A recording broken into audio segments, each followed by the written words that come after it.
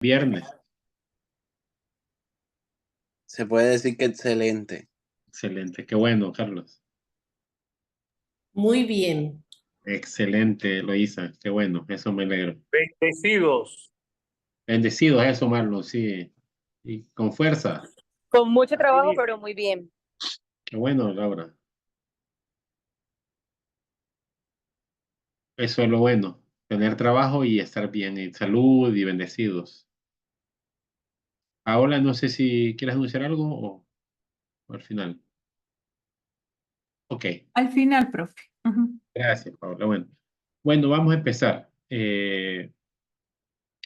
Si alguien quiere comentar algo de lo que vimos la semana pasada o vio algo, alguien relacionado a políticas públicas en su país, alguna noticia, algo que le llamó la atención y se acordó de la clase en ese momento, o algo que no quiere compartir a alguien, simplemente está abierto el micrófono. Bueno, buenas tardes. Sí, Andrés. Saludos desde el Instituto Diversificado Mingo Sabio de Tibú. En mi caso, precisamente hace 8 días, desde el enfoque territorial, porque, bueno, aquí la región donde estamos nosotros, pues es una región bastante impactada por el tema del conflicto armado. Entonces, desde el enfoque territorial se abrió una convocatoria para proyectos sociales en formación artística. Entonces, estamos mirando cómo podemos participar porque solo lo pueden motivar personas, primero que todo, pero que sean nativas de aquí, de este municipio de Tibú. Y pues yo no soy de Tibú. Entonces, estamos mirando cómo poder aprovechar la iniciativa para poder pues darle esa formación artística, que aquí tenemos maestros y obviamente siempre el hecho de poder tener esa ayuda económica que puede brindar el Estado, si bien no es mucha, pero sí nos ayudaría de alguna forma a darle fuerza a la iniciativa que tenemos en el oratorio frente obviamente a la formación musical y artística de los muchachos. Entonces estamos como en ese camino de cómo poder aprovechar el espacio y poder proyectar las actividades que estamos haciendo aquí a nivel institucional.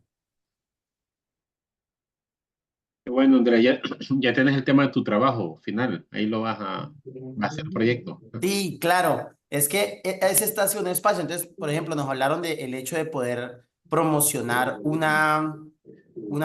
hacer una radio comunal, una radio juvenil. Obviamente sería nuestro espacio, ¿no? Con los muchachos poder empezar a proyectar ese protagonismo de los muchachos por medio de radio. Sí, quizás algunos dirían, bueno, es que redes sociales se mueve más, pero debido obviamente a nuestra región, en radio obviamente tiene mucho más alcance para aquellos que quizás por diferentes factores la conexión a internet no es tan sencilla. Entonces vemos que quizás vaya a ser por ese lado del tema de radio. Entonces vamos a ver cómo le damos fuerza y cómo empezamos a consolidar el proyecto. Qué bueno, me alegro, Andrés. ¿Alguien más que quiera compartir algo antes de iniciar? Si no, arrancamos. Vamos a intentar hacer esto dinámico porque el viernes están con fuerza, pero hay que agarrar más fuerza. Miren, voy a proyectarles y después vamos a hacer un ejercicio para que compartan y también que analicen algunas cosas. Y creo que Andrés, de lo que está planteando, puede servir mucho lo que vamos a ver el día de hoy. La clase pasada terminamos de ver el ciclo, vimos un poquito rápido lo de evaluación. Yo creo que es importante hacer este vínculo entre evaluación y participación, porque siempre hay que tener en cuenta que también hay una evaluación social y un seguimiento de todo. Y yo creo que es cierto que hemos estado hablando de políticas públicas que está como arriba, que está como en el Estado, pero también la misma metodología se puede aplicar para proyectos. Incluso lo que decía Andrés, sería interesante que vos le des siempre esa mirada. Identificar el problema, formular la solución, diseño, decisión, implementación y evaluar si eso está bien. Entonces eso Nos puede servir, es una fórmula mágica para casi cualquier proyecto. Y uno tendría, y lo vamos a ver en la siguiente clase, tendría que tener la mirada del usuario, del beneficiario, participante, como le queramos llamar, Hola. Gracias. Está bien. Que porque está ya, no. sí, a veces necesitamos ponernos en los pies de la otra persona para tener esta mirada más y ver cuál es la solución ideal. Pero también es importante que definamos nuestras metas e indicadores. Como les decía, para el tema de la evaluación, para el tema de la participación ciudadana, ¿por qué es importante tener metas e indicadores? Tenemos que tener claras las metas y los indicadores. ¿Por qué? Porque necesito saber a dónde voy, qué quiero lograr. Y aquí te voy a estar recitando, Carlos, perdón, Andrés, con el tema de la radio para saber por qué quieres poner la radio, cuánto te va a costar, a cuánta gente le quiere llegar para saber si puedo lograrlo o no. Entonces aquí creo que eh, cuando uno se proyecta con algo y dice mi meta va a ser tener, qué sé yo, tener 25 jóvenes que estén empleados. Ajá. ¿Cuánto me va a costar eso? ¿Por qué 25? ¿Puedo lograr los 25 o no puedo lograrlo? Entonces tengo que ir midiendo, tengo que ir calculando, tengo que ir haciendo mis números, tengo que ir proyectando mi trabajo. Entonces, por eso es necesario siempre que te pongamos metas e indicadores. La meta es donde quiero llegar, el indicador es cómo lo voy a medir. Ya vamos a ir viendo eso. Yo también quiero que tengamos claro que hay diferentes tipos de metas. Hay metas de producto, de resultado e impacto. Los insumos, que es como el material, por así decirlo, como cuando uno hace mezcla de una casa, cuando hace una casa, los insumos son las paredes, perdón, son el cemento, los ladrillos, el hierro. Entonces, es todo eso. El producto es lo que el servicio generado, o sea, el bien que hice, la casa, por así decirlo. Los productos están bajo control total del organismo que los provee. O sea, el producto es que si el Ministerio de Educación hace escuelas, esa es una escuela, es el producto. Aquí está el ejemplo. El Ministerio de Educación, cantidad de cupos disponibles para ser grado. Entonces, ahí el producto sería eh, los salones de clase. El resultado es lo que provoca esto y una serie de más cosas, porque para que los niños, para aumentar una matrícula necesito varias cosas. Entre esas el salón de clase. Al Ministerio de Educación le interesa solo el salón de clase, construirlo. Pero a lo mejor a obras públicas les interesa que el camino esté bueno para que el niño vaya. Entonces, a diferentes productos, un mismo resultado o viceversa. Un mismo producto puede impactar en dos resultados, pero en este caso, el aumento de matrícula sería el resultado. Y el aumento de escolaridad, es decir, yo pasé de 2019, de 7 años de escolaridad promedio en niños, en varones, a 11, no, 11 no puede ser, a 7.5. Ese es mi impacto. El resultado está atribuido al proyecto en parte, al proyecto que yo hago. El impacto está atribuido a un montón de cosas, un montón de factores. Y mi proyecto le afecta un poquito o le beneficia un poquito. Entonces, esa es la diferencia. Mi indicador de producto, digamos, es el más que yo más controlo con mi intervención. El de resultado contribuye parcialmente y al de impacto sí es una pequeña contribución. Por ejemplo, la escolaridad depende de muchas cosas, pero al construir las aulas, yo ya garantizo que hay una oferta para que los niños vayan a clase. Aquí le pongo un montón de datos o indicadores que se manejan en el ámbito público, ejemplos. Por ejemplo, cantidad de escuelas construidas, ese sería un insumo, un indicador de producto, perdón. Porcentaje de familias en condición de pobreza ya es algo de impacto, porque ya estoy viendo los porcentajes, ya estoy comparando. Eh, los 60 millones de inversión privada en fábricas de calzado, eso sería un insumo, eso me contribuye a algo. 7.1% de desempleo es otro ejemplo, tasa de participación de mujeres, otro ejemplo, y así sucesivamente. Hay diferentes. Yo tengo que saber qué indicador voy a hacer para diferentes públicos. A lo mejor al político le interesa difundir que hizo 50 escuelas. Al medio de comunicación le va a interesar cuántos niños se fueron de la escuela. Y el cooperante a lo mejor cuánto es el aumento de la matrícula. Entonces, así yo tengo diferentes indicadores y tengo que saber comunicar todo. Creo que está haciendo feedback. Eh, vamos a ver. Bueno, ahora ya no. El objetivo del uso de indicadores es mejorar y estandarizar la información. Permitir una evaluación. Si yo tengo indicadores, puedo permitir, alguien me puede evaluar si lo cumplí o no lo cumplí.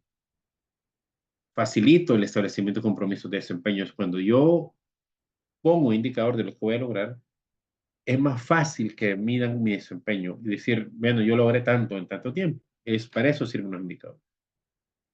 Rendir cuentas a la población. Yo le puedo decir a la población, miren, con su dinero yo hice esto. Y eso, hablando de Estado, pero hablando por ejemplo, de los recursos que nosotros manejamos, le podemos decir a la junta directiva o le podemos decir a los cooperantes cuánto es lo que se invirtió y cómo se invirtió para rendir cuentas. Y ahora, en estos durados tiempos, la gente está más pendiente de todo. La gente quiere más información, no solo del Estado, sino que también de las grandes ONGs o de las iglesias, de los centros de estudio. Hay mucha vigilancia social, entonces uno tiene que tener esa capacidad de rendir cuentas. Se asigna recursos con base a resultados. Esa es una metodología que han estado implementando bastantes agencias. Y es bonito, interesante, porque en la medida que yo ejecuto mejor, puedo obtener más recursos. Y medir los avances, obviamente. ¿Qué son los indicadores? Una herramienta para medir logros de objetivos. Permite determinar y estudiar variaciones en variables de interés. Relacionan dos o más variables que presentan la evolución de una variable. Por ejemplo, yo casi siempre un buen indicador tendría que comparar. Yo no puedo decir, o sí lo puedo decir, pero no me va a comunicar mucho. Si yo digo, este año logré que 20 niños fueran a la escuela. Y eso, o sea, son 20 niños que fueron a la escuela, no sé cuál es el universo. Entonces, lo importante es siempre decir 20 de 100 niños. Ya sería el 20%. O de los 20 niños,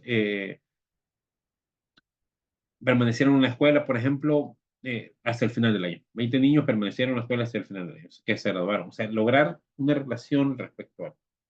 Si yo solo doy la cifra desnuda, así sin mayor información, es cierto, va a comunicar algo, pero no va a comunicar lo que yo, o sea, no va a comunicar exactamente las relaciones o los logros o los avances que estoy haciendo. Entonces, por eso siempre hay que vincularlo a un universo. Y hay cuantitativos y cualitativos. Casi todos vienen de ciencias sociales, pero siempre se pueden medir todos los indicadores. En cuando yo hago una intervención, podría decir o determinar encuestas de percepción, por ejemplo, y compararlas con otra encuesta de percepción, compararlas con un universo más grande. Decir, qué sé yo, el 10% de los participantes del proceso de formación de la Universidad de Don Bosco está satisfecho respecto al total, el 10% del total. Yo hice un porcentaje, entonces ahí me dio la satisfacción, que es es más subjetivo, pero puedo darle puedo cuantificar quiénes son los que están a favor o que están felices con esta intervención.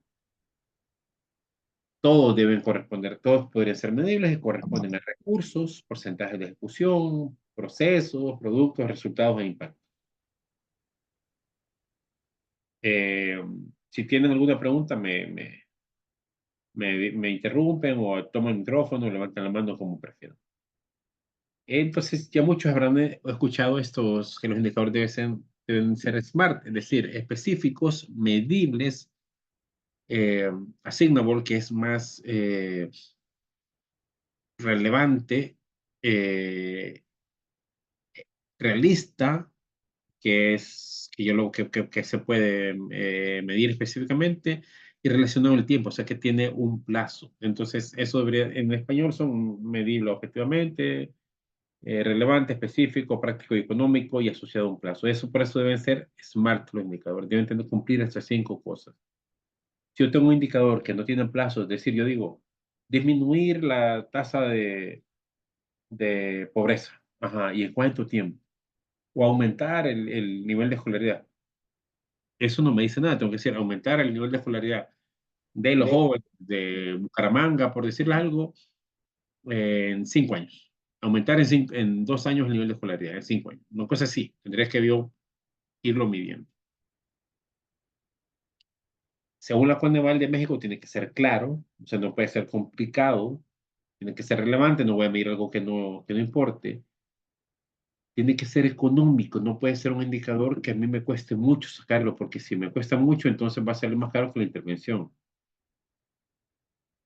Tiene que ser monitoreable, yo puedo estarlo midiendo, no tiene que ser algo que un científico se inventó una sola vez y no volvió a surgir.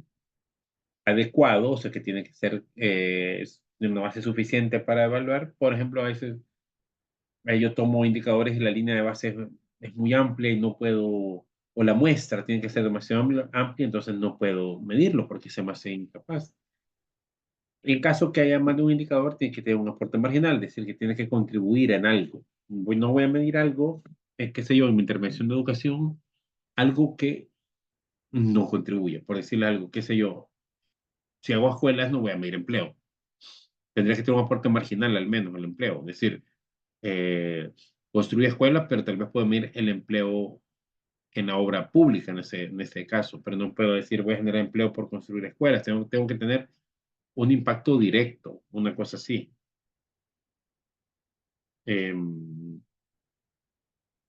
Los tipos de indicadores pueden ser de eficacia, es decir, que mide el nivel de cumplimiento de, híjole, perdón.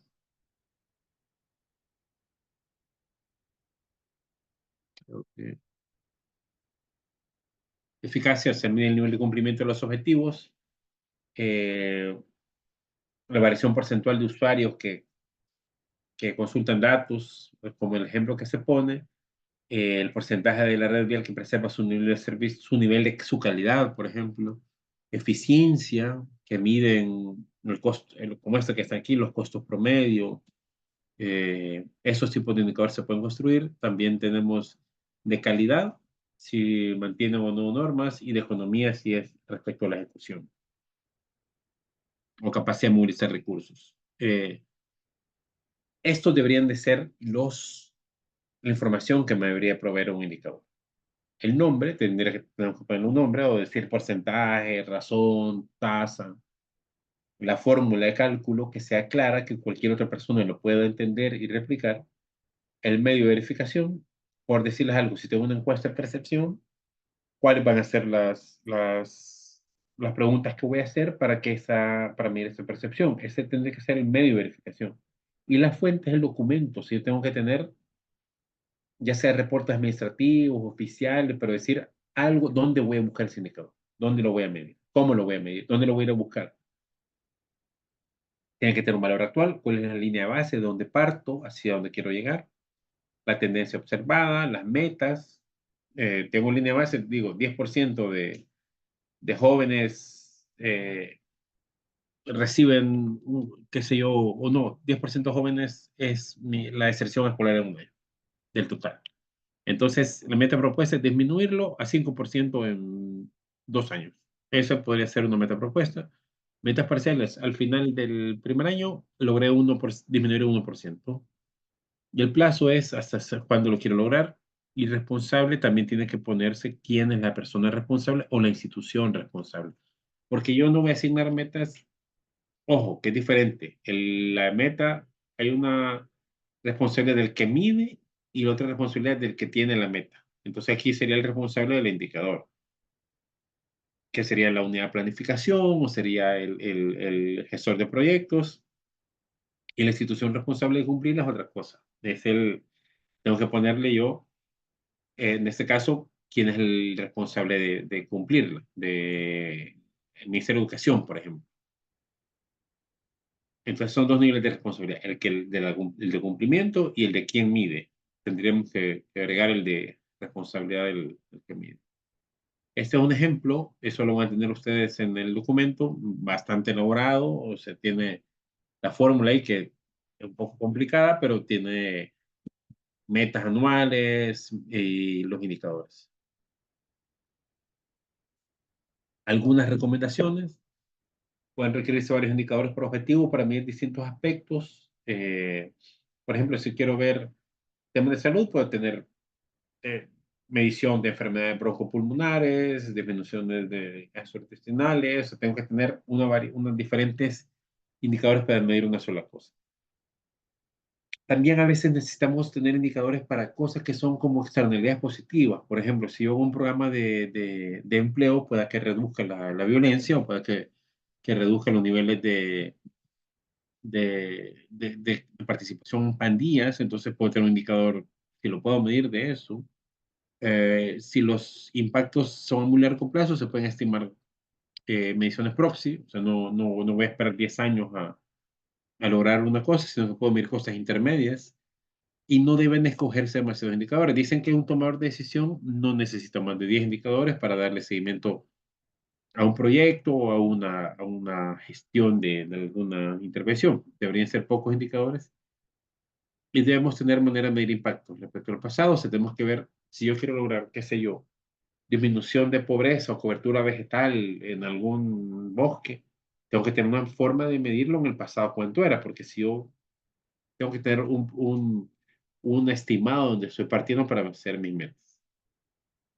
Ese es brevemente indicadores.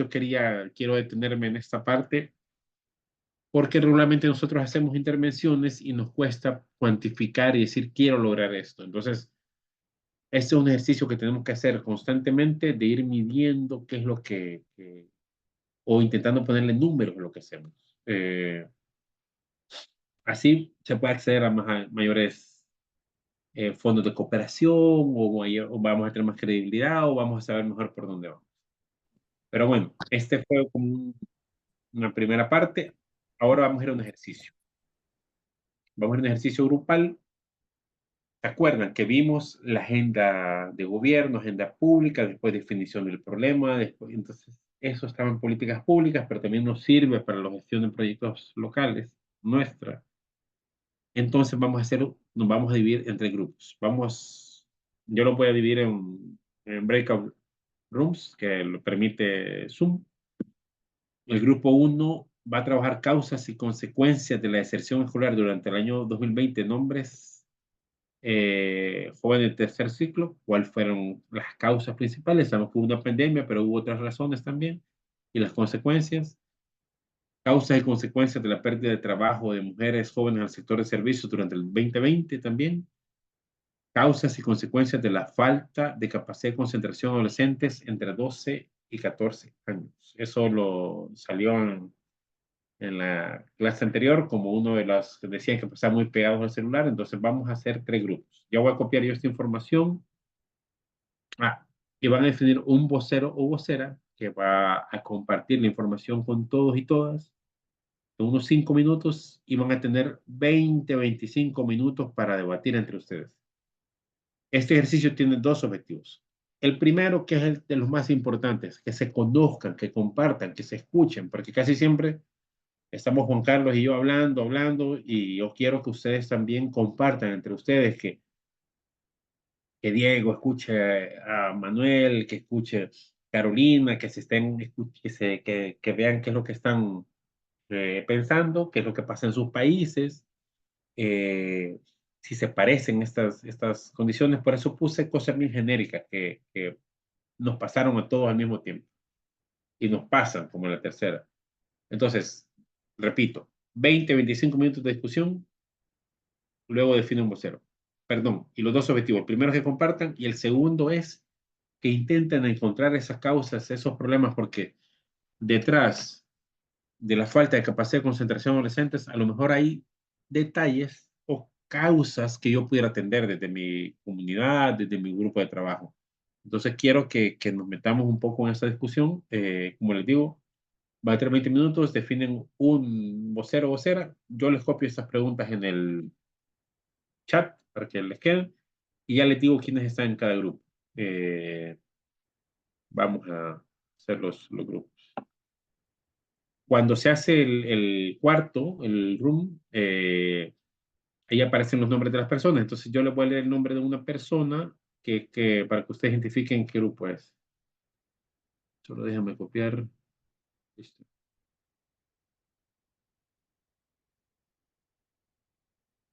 Aquí están los grupos.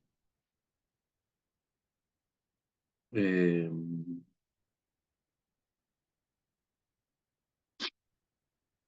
creo que esto era...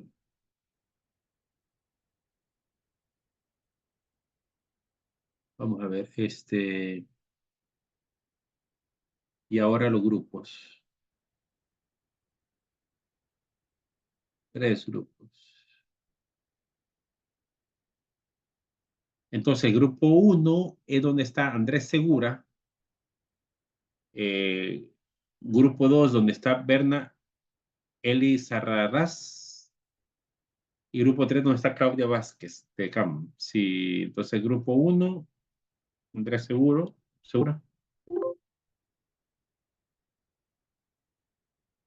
Andrés Segura. Uy. Tiene que buscar a Andrés ahí. Ya usted le dan join o unirse y ahí se van a ir uniendo. Grupo 2, Berna. Y grupo 3, Claudia.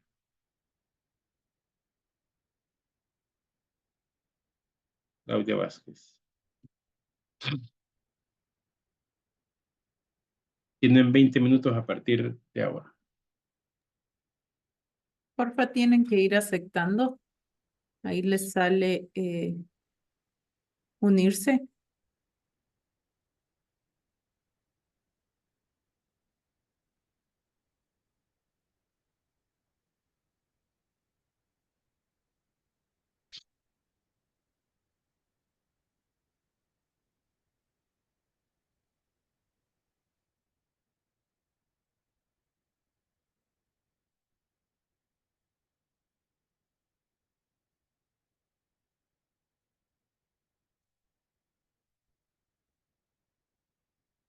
Nos quedan un par de personas. Laura, Karen, Diego y Eve. Karen, Diego, tal vez tienen alguna dificultad para unirse.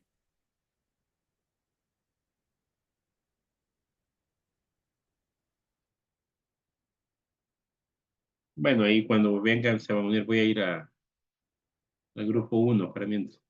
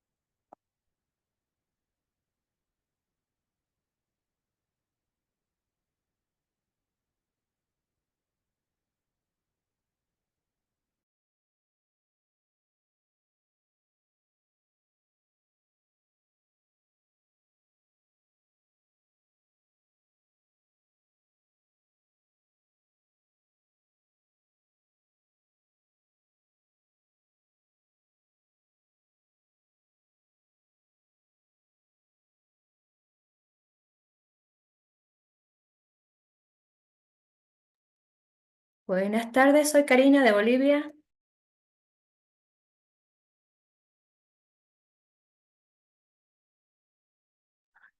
Hola, Karina, porfa, primero cámbiale, porfa, tu nombre porque sale Eve Jimena. Y otra cosa, ¿te sale tal vez unirte a algún grupo?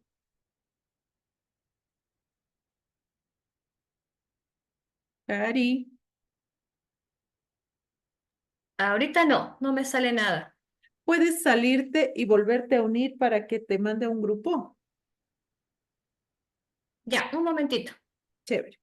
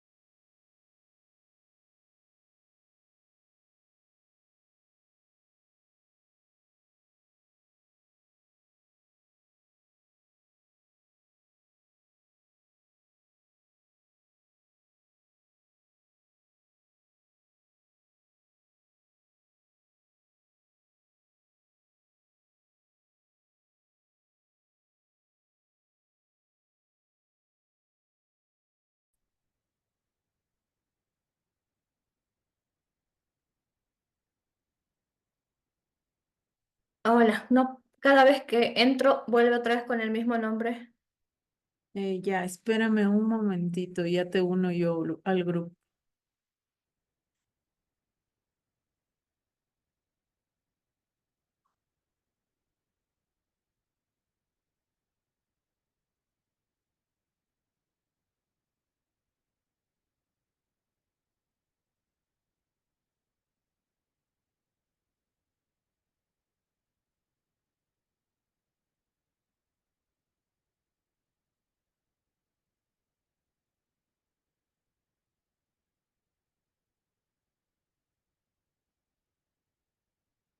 Aparte de prestar la atención en el lugar donde está, creo que limita la concentración. Bien mencionaban también las distracciones tecnológicas, o sea, lo que la tecnología, si bien es cierto, en su buen uso es buena, pero hay acciones o situaciones que limitan pues el buen uso de la tecnología como tal. Pero también a esto agregar, sí, los cambios, pues recordemos de que tal vez los jóvenes están en ese cambio de niños, adolescentes, juventud y todo eso, y físicamente se generan cambios tanto en su cuerpo y eso también genera cambios neurológicos, pues, o sea, el pensar cómo me veo, cómo estoy, y eso limita su concentración porque están centrados en ellos, en el cómo los perciben los demás. Entonces, creo que eso también es un factor que de alguna u otra manera hace que la concentración de ellos esté como un poco limitada, pues, o sea, el generar varios pensamientos, varios escenarios.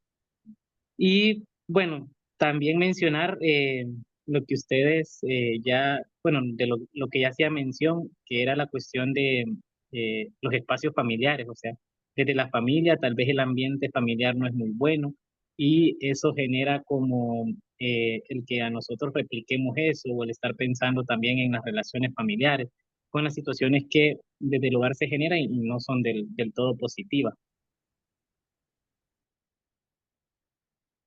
Buenas tardes a todos. Yo me encuentro en Panamá y bueno, escuchándolos, sí, coincido en todo lo que ustedes han dicho, ¿verdad? Yo creo que una realidad en esta Latinoamérica es estas situaciones que viven los jovencitos, los niños, ¿verdad? En sus etapas de desarrollo.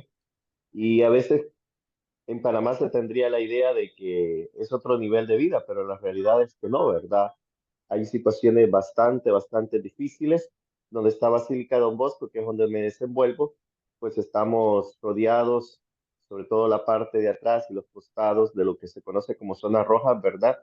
Mucha droga, mucha delincuencia, pandillas, la desnutrición de los jóvenes, como decían, ¿verdad? También es una situación bastante difícil, el abandono por parte de sus propias familias y que eso pues se ve en la violencia que ellos manifiestan normalmente. Entonces, son situaciones que marcan, ¿verdad? Y también aquí estamos muy marcados, sobre todo los chicos ya más grandes, pero es la lucha, ¿verdad? Para que los pequeños no caigan en la drogadicción, ¿verdad? Desde la marihuana, cocaína y otras drogas, ¿verdad? Que son las que se manejan más a nivel de las barriadas. Es muy fuerte, mucha venta de droga en los alrededores de donde nos encontramos y por eso también ellos están marcados por estas situaciones. Aquí en el oratorio, pues ahorita estamos tratando de ver esta parte psicológica, ¿verdad?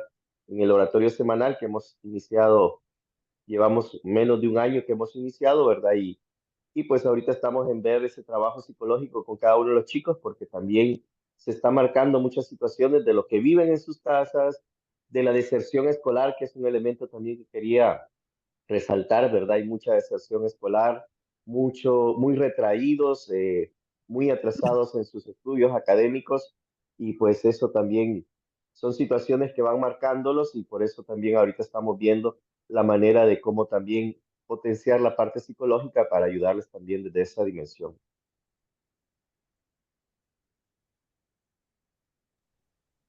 Bien, buenas tardes. Mi nombre es Mag. No poder salir de sus casas, eh, obviamente no podían generar estos ingresos, entonces esa también fue como una de las mayores dificultades para muchos de nuestra población. Así es, Fabián. Por ejemplo, obviamente estamos como que tenemos un poquito más de información, quizás quienes hacemos parte de una obra educativa o que prestamos algún servicio educativo, pero en el caso de nosotros, como lo mencionabas, el tema de las brechas educativas. Vemos como cuando, aunque no se pararon las clases, o quizás si se pararon fueron 15, 20 días mientras nos adaptábamos al modelo virtual. Claro, cuando ya regresamos en el 2021 o 2022 al aula, nos dimos cuenta que muchas de las cosas que creíamos que ellos habían aprendido, pues no había sido así. Y entonces fue como de alguna forma avanzar en el grado en el que iban, pero a la vez recordar lo que se supone que se vio en pandemia. Entonces, esa brecha educativa se hizo profunda cuando, sobre todo diría yo, que en los grados más inferiores. Entonces, me refiero transición, primero, segundo, porque eran niños que quizás iban en transición y cuando ya los regresamos nuevamente a los colegios, iban en primero o segundo primaria y eran niños que quizás no aprendieron a leer y o estaban muy quedados en todo este proceso de lectoescritura inicial y que obviamente ahorita 3 años después que nos damos cuenta de esas consecuencias que quizás en el momento no las evidenciamos, pero que ahorita se ven que son niños, eso, que les ha costado la lectoescritura, pero también socializar. Entonces quizás porque su entorno social fueron papá, mamá, bueno, la familia cercana, entonces son chicos que tienen baja frustración, tienen baja sociabilidad, tienen baja comunicación, quizás verbal y no verbal, entonces siento que han sido también una de las consecuencias profundas de las que quizás no se ha hablado y que poco a poco hemos empezado a olvidar y que valdría la pena retomarlas, pues para que no se, más adelante cuando ya lleguen a una adolescencia, no veamos como otras consecuencias mucho más profundas. Considero que también se debe agregar la desigualdad que a raíz de pandemia sale, que limita las oportunidades de desarrollo personal que bien ampliabas también sobre esta situación de las brechas que posteriormente se dan, ¿no? Por los recursos que no estaban a la mano de muchos o por las diferentes caídas de sistemas o proyectos, inclusive por esta disruptura que se sufre a partir de esta nueva normalidad a la que estamos sujetos y que pese que se puede volver desde otro punto de vista como desafío, son escenarios que nos permiten también adaptarnos en cualquier situación que ya hemos vivido. Yo creo que otra cosa también que ha costado, algo que a través de todo esto ha surgido más. El empleo informal. También, yo soy panameño, ¿eh? Y en Panamá, pues también escuché mucha gente que cuando se quedó sin trabajo, nicaragüenses, tuvo que emigrar, pues, ¿qué iban a hacer si todo estaba cerrado, ¿verdad? Entonces, la gente se estaba devolviendo a su país de origen, que era Nicaragua, ¿no? Digamos, algo cercano. Entonces, con todo lo que significa ese tema, es decir, el encierro, la gente, pues, que tenía sus posibilidades y contrataba a una persona que le ayudaba en el servicio de la limpieza, o algo así, ¿verdad? Entonces venían y ya pues ellos recortaban, la gente también, pues la economía familiar fue recortando un poco y entonces la misma gente se encargó de sus tareas en casa. Entonces estas personas que hacían esos trabajos tuvieron, no les quedó otra que ir, ¿no? Volver en todo caso a su país de origen a ver cómo pasaban esa problemática, ¿verdad? Que fue muy aguda para todos.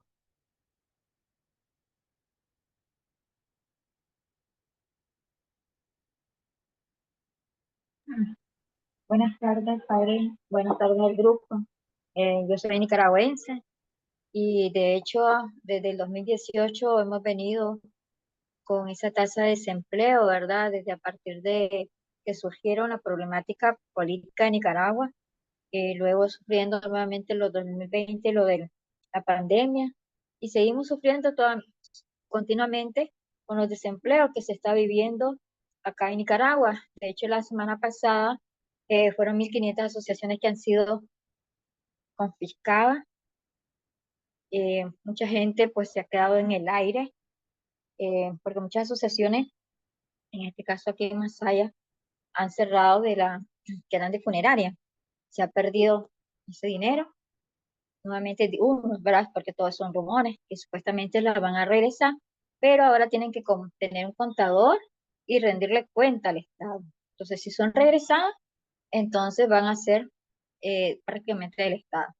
Entonces, han habido más desempleo y la forma de vivir hoy en día es con emprendimiento. Tanto mujeres como varones, esa es la fuente de trabajo cada día hay un nuevo negocio, o mejor dicho, la gente hace préstamos para hacer emprendimiento, ¿verdad? Y poder sacar adelante su familia. Entonces, pero sí, cada día las personas que trabajan en las instituciones, sobre todo el gobierno, tienen que realizar lo que ellos dicen, no pueden decir nada, no pueden opinar nada en contra del gobierno, porque ahí nomás automáticamente le pasan ni siquiera una cartita, solamente un aviso de WhatsApp, una llamada, que ya no se presente a su trabajo. Entonces, hoy en día, pues, no tenemos derecho, la verdad que no hay derecho de libertad, no se puede decir nada en contra del gobierno y tener mucho cuidado, ¿verdad? Las personas que tenemos a nuestro lado para no causar problemas a las ya sea amistades o a nosotros mismos, pues. Y porque es una forma de ser desempleada si le estás trabajando al Estado. Solo el hecho de estar en contra del Estado ya perder tu trabajo. Entonces, hoy en día pues hay que tener mucha precaución en las opiniones que uno tiene con respecto al Estado.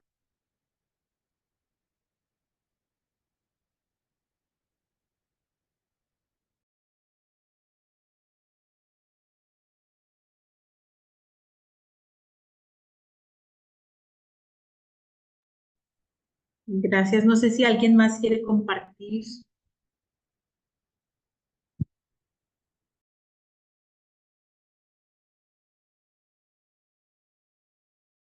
Varias poblaciones, entre ellas manejamos también una ETDH, donde para nosotros se presentó una oportunidad de mejora en el proceso de capacitación técnica, porque esto nos permitió más avanzar en todo este tema de la virtualidad con los muchachos y con nuestros aprendices, y se sacó algo favorable, especialmente con los jóvenes, porque nos apoyamos con todo el tema de la virtualidad, donde ellos lo manejan muy bien. Entonces, lo que hicimos fue darle un rumbo diferente al proceso educativo y que ellos utilizaran mucho mejor estas plataformas, sus celulares, los computadores, las tablets, bueno, etcétera. Entonces eso nos presentó una oportunidad de mejora para ellos porque logramos tener un mayor proceso académico en vez de en la formación técnica tener deserción. Por el contrario, lo que obtuvimos fue mucho más matrículas por este proceso, porque evitamos el tema de que tuvieran que desplazarse, entonces ellos no gastaban dinero, estaban conectados desde su casa y eso nos generó pues como unas, digámoslo, alternativas positivas en el proceso de TDAH, diferente al proceso pues escolar de colegio, porque ahí sí tuvimos muchas dificultades, lo que ya se mencionaba, especialmente con los niños de primaria, con los niños de primero a segundo, tercero grado, porque pues, realmente el tema del escribir, el de leer y que la mayoría de los padres pues muchos de estos padres en el buen sentido son analfabetas, entonces no tenían cómo apoyar a estos chicos en este tema, entonces eso también presentó muchas dificultades en el tema del maltrato, porque no eran pacientes con estos chicos, con estos niños, frente a cómo aprender a leer, cómo aprender a escribir. Entonces, esas fueron también unas mayores dificultades con estos niños, desafortunadamente.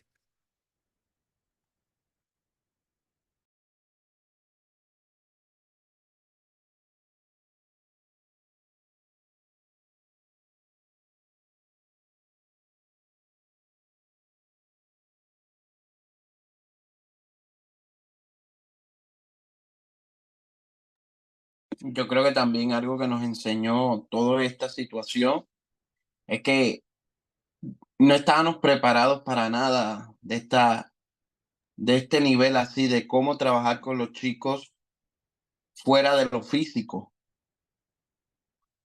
Entonces también generó unas dificultades en nosotros por no saber cómo trabajar en todas estas situaciones.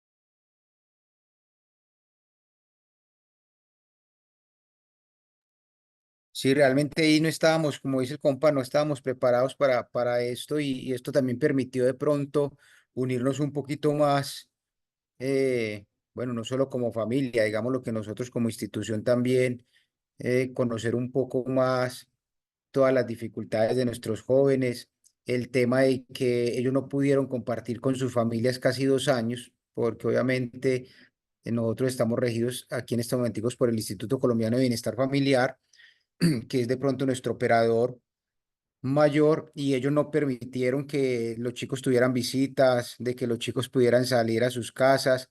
Entonces eso permitió generar un montón de estrategias pedagógicas para el tema de contención, porque todo el tiempo nuestros chicos estaban en la institución. Bueno, la institución es muy amplia, muy grande, muy bonita, pero el tema pues de la familia hace mucha falta. Entonces nos permitió también unirnos un poco más y permitió también que las familias se unieran mucho más, así fuera telefónicamente, porque inclusive permitió que muchas de las familias se acercaran más a los chicos, así fuera por teléfono, ya que empezaron a hacerles falta también. Digamos lo que en el momento de la normalidad. Que ver con el tema de la economía, el transporte, la ubicación, dónde están para llegar al tema escolar, el nivel escolar, bueno, etcétera. El tema alimenticio, pues, es fundamental. Y bueno, qué pena ahí la extensión. Pero creo que ahí más o menos me ubiqué con la respuesta. Muchas gracias.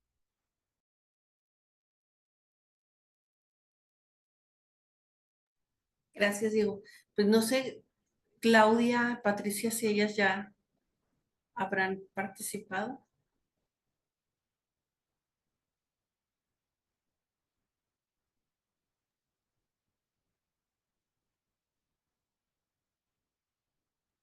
Claudia sí es, solo que comentó que iba en transporte. Ah, es quien Entonces, venía por en eso transporte. entonces por eso se le dificulta un poquito expresarse.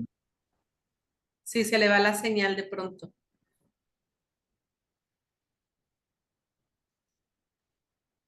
Pues bueno. Hola, sí, tal vez alguien, hola, tal vez Ah, sí. alguien más podría hablar cuando esté, porque a mí se me van a señal. Sí, no, Cuando ya vayamos a hablar del grupo. Sí, más bien sí, ¿quién va a compartir en el grupo todo lo que ya se recabó?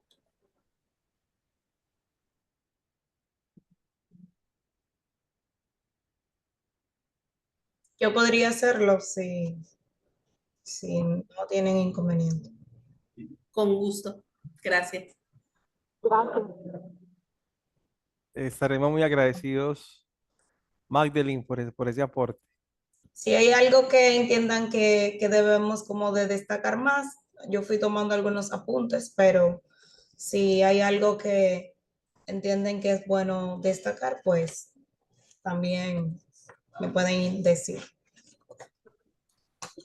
Pues Pero yo creo que coincidimos la mayoría con esta parte de la alimentación, la precariedad, la pobreza, el rol que ahora tienen los adolescentes, ¿verdad? O la mayoría de ellos, en el sentido de que asumen un rol que no les corresponde y hacerse responsable de cosas que no les corresponden. Pues, no sé con los demás, no recuerdo, conmigo era esto del consumo de las sustancias, la violencia por parte de las familias.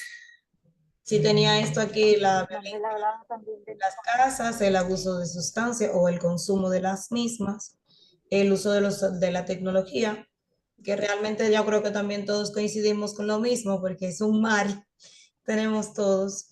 Y luego, bueno, pues coincidimos más fuertemente, creo que en la pobreza que trae todo este problema de la alimentación, que, que es un derecho de todos, pero lamentándolo mucho no pasa así. Y también con el rol de los niños como ser papás de sus papás o de sus hermanos.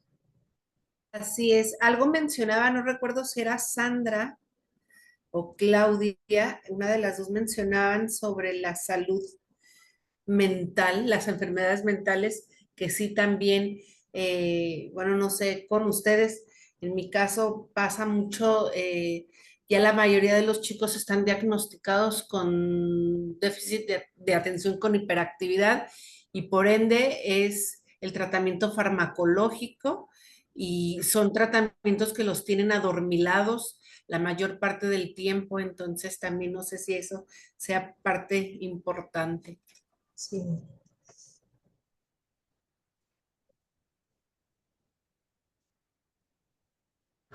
Sandra, tienes apagado tu micro. Sí, perdón. Sí, decía que muchos tienen ansiedad, también depresión, problemas para dormir y algunos problemas psicosomáticos también. Ellos tienden a somatizar algunos problemas. Muchos tienen miedo a no tener los recursos necesarios de cualquier índole para enfrentar los retos del día a día.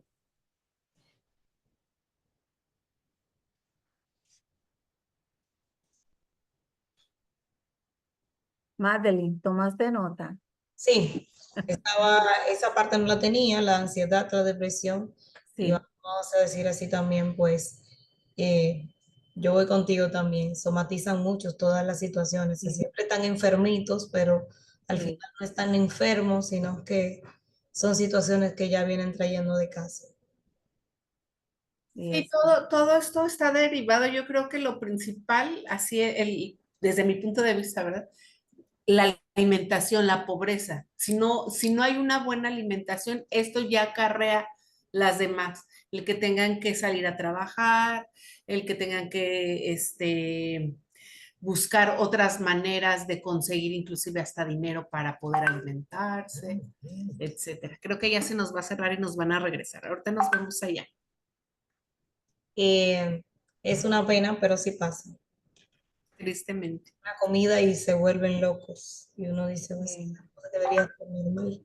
Sí, eso te lleva, la pobreza te lleva a muchas decisiones y los chicos no miden peligros y quieren resolver los problemas de los adultos. Lo que bien decías, no hay filtros y hablan de los problemas delante de los hijos y ellos quieren solucionar. Sí, así es. Pues bueno, pues nos va a ir muy bien. Dios mío. En el tema, Sí, en el tema. sí. Un gusto conocerles. Igual. Gente, sí, mucho gusto.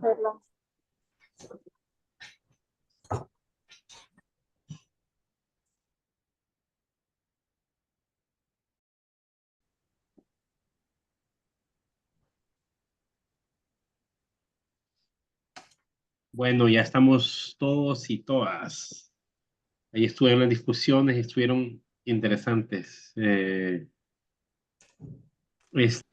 Bueno, me imagino que definieron vocero o vocera para participar. Entonces, primero cuéntenos cómo estuvo la discusión, si estaban tímidos, si hablaron, si conocieron bastante de los diferentes países. Y luego nos cuentan qué encontraron, causas y consecuencias del tema que les tocó. Entonces, primero el grupo 1, ¿quién es el vocero o vocera? Pues no determinamos como un vocero, pero sí, digamos que la participación estuvo de varios de nosotros. Ya, ¿y quién va? Van a compartir varios, entonces, Sí, adelante. yo creo que vamos a ir hablando. Igual yo aquí escribí algunas de las que más llegamos en común frente a los que hacíamos parte del grupo 1.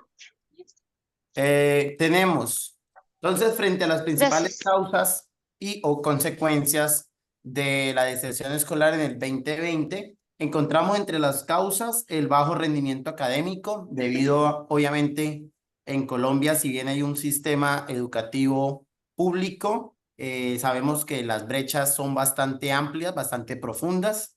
Entonces vimos que con la pandemia, una de las principales causas fue el bajo rendimiento académico. Eso también se profundizó con el tema de la conectividad, ¿sí? Entonces, obviamente, debido a la deserción también se vio a que muchos de los chicos y de las chicas en las zonas rurales, pues su conectividad era muy baja o nula.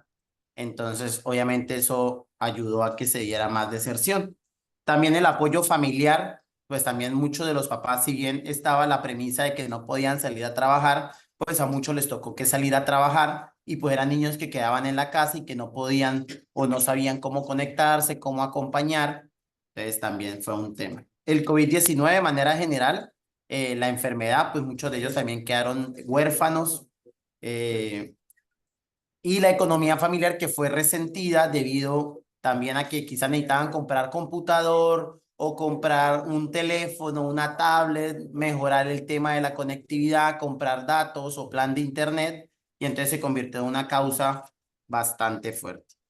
Dentro de las consecuencias también, ¿cuáles pudimos evidenciar de manera general? Algunas físicas, algunas psicológicas. Dentro de las psicológicas, pues son niños y niñas, sobre todo de las edades bajas, todo el tema de iniciación de lectoescritura. Entonces vemos como 4 años después, pues son niños que se les dificulta leer, se les dificulta escribir, su interacción social es mucho más baja, ¿verdad? Su rango frente a la frustración también es bajo. Entonces son chicos que no aprendieron en estos primeros años a socializar con otras personas. Entonces su círculo social era muy cerrado. Pero a nivel ya social, pues también generó el hecho de que muchos de nuestros jóvenes desertaron, inseguridad, un desplazamiento interno, al menos en el caso de Colombia, debido también buscando nuevas y mejores alternativas de trabajo, tanto de los papás como de los jóvenes. Eso profundizó también las brechas educativas y también nos decía el compañero de la Inspectoría de Medellín el tema de déficit también de atención. Y un compañero creo que de las Antillas, si no estoy mal, nos hablaba que debido a la saturación de medios digitales, nuestros muchachos pues ahora tienen un déficit de atención porque ahora pues todo lo que es quizás análogo pues les aburre, no logran concentrarse debido obviamente a la saturación de medios, videos, imágenes, conectividad virtual.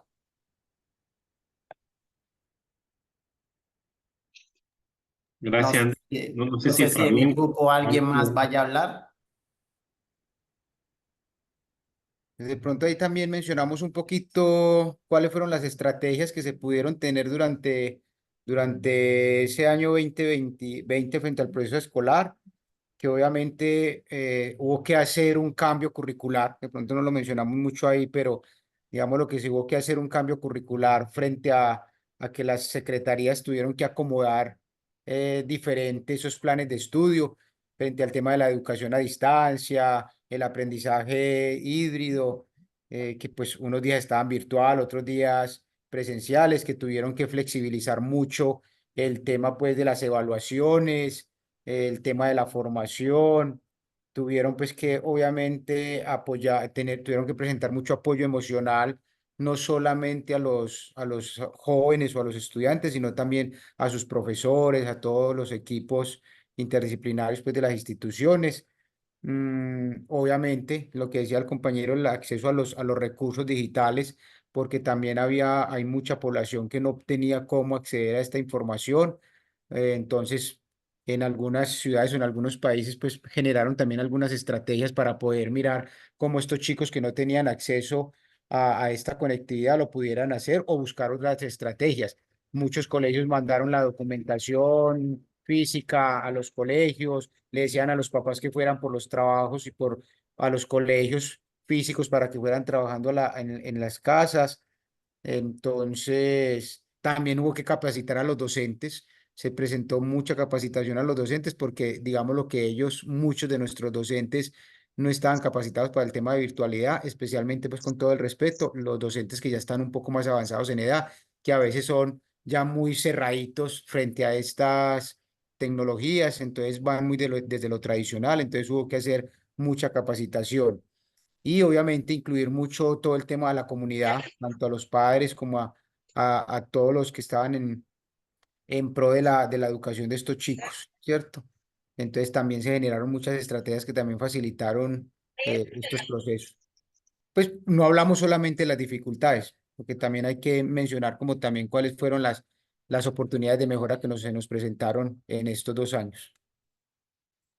Gracias, Fabián. No sé si alguien más quiere ampliar. Sí, abundamos un poquito en el tema de las consecuencias de esa deserción escolar. y cómo esto justamente repercute en este tema que estamos abordando en este diplomado.